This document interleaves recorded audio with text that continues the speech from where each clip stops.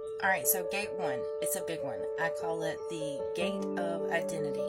It's the first layer that we pass through when we come into this world, or rather when we forget who we are. At this gate, we start to pick up identities, roles, names, labels, things like daughter, son, friend, student, rebel, etc. It starts early and it shapes how we see ourselves before we ever remember our actual truth. This gate typically holds 3 layers. The first layer is what the world tells you you are. The second is what you decide to become based on that.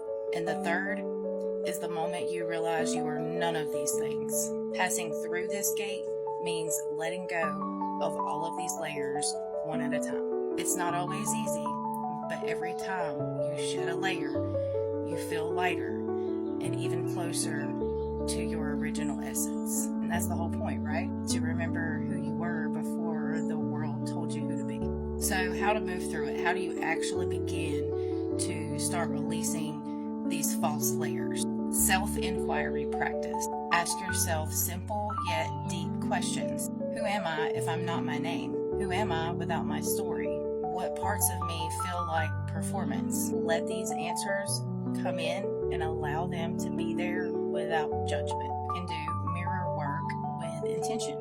Get a mirror. Don't use your phone. Get a real mirror and look into your own eyes and say, I see you. I remember you. Then allow your soul to look back at you through all the layers that you've been carrying. Pay attention to what happens when you do this. Another thing you can do is symbolic shedding. This is where you'll sit down and think of all the roles and labels that you've taken on and write them down. Then once you've done that, take your paper and burn it or bury it or rip it up and throw it away. This helps the body and the subconscious register that release. And lastly, choose your own name. Play around with how it feels to rename yourself, even if it's only for a day. What name feels like you beyond the identity that the world gave you? And most of all, give yourself grace going through this, because this gate isn't rushed. It opens in layers, and each time you meet a truer version of you. And if you're here, you've probably already started walking through this gate, maybe without even realizing it. The shedding can feel raw at times, like losing something you thought you needed to survive.